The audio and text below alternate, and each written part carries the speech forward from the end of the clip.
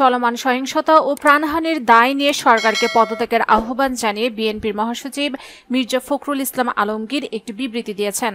শনিবার গণমাধ্যমে পাঠানো বিবৃতিতে সরকারকে উদ্দেশ্য করে বিএনপির মহাসচিব বলেন, সকল হত্যাকাণ্ডের দায় নিয়ে অবিলম্বে পদত্যাগ করে দেশ ও দেশের মানুষকে অভিশাপ থেকে মুক্তি দিন।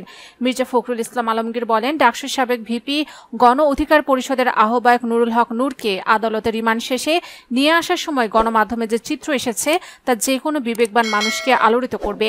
রিমান্ডে এমনভাবে তাকে নির্যাতন করা হয়েছে যে তিনি দাঁড়াতে পারছেন না। মধ্যযুগীয় নির্যাতনের পথ বেছে নিয়েছে অবৈধ সরকার। কোটা সংস্কার আন্দোলনের অন্যতম ৩ সমন্বয়ক ঢাকা বিশ্ববিদ্যালয়ের ছাত্র নাহিদ ইসলাম, আসিফ মাহমুদ, আবু বাকের মজুমদার হাসপাতাল থেকে চিকিৎসাধীন অবস্থায় গোয়েন্দা সংস্থার লোকেরা তুলে নিয়ে গেছে। এ ধরনের বর্বরচিত অমানবিক কাজ পুরো সংকটকে আরও ঘনীভূত করছে।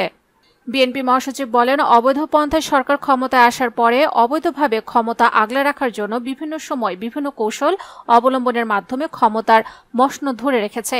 তার মধ্যে তত্ত্বাবধায়ক সরকার বাতিল, সেনাবাহিনীর ৫৭ জন চৌকুশ অফিসারকে হত্যার ঘটনা, সাজানো রায় দিয়ে বেগম খালেদা জিয়া সহ বিরোধী দল ও মতের নেতাকর্মীদের মিথ্যা মামলার সাজা প্রদান, ৫০ লাখ নেতাকর্মীর নামে বানোয়াট ও রাজনৈতিক উদ্দেশ্য প্রণীত মামলা দিয়ে হয়রানি, খুন, গুম, রিমান্ডের নামে নির্যাতন অব্যাহত রাখা হয়েছে।